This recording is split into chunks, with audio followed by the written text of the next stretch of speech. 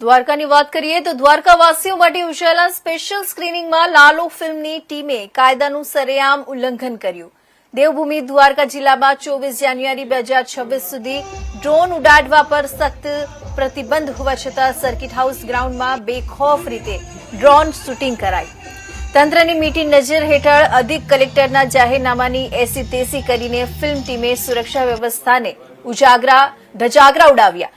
શું નિયમો ફક્ત સામાન્ય જનતા માટે જ છે? વીઆઈપી પ્રોગ્રામ અને રાજકારણીઓના ફંક્શનમાં ડ્રોનની મંજૂરી મેળવવી રમતવાત છે?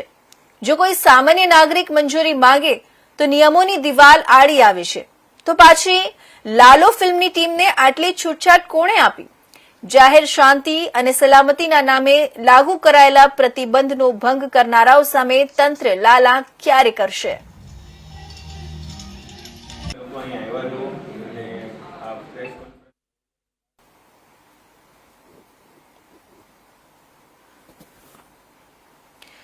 તો સુરેન્દ્રનગરની વાત કરીએ તો સુરેન્દ્રનગર જિલ્લાના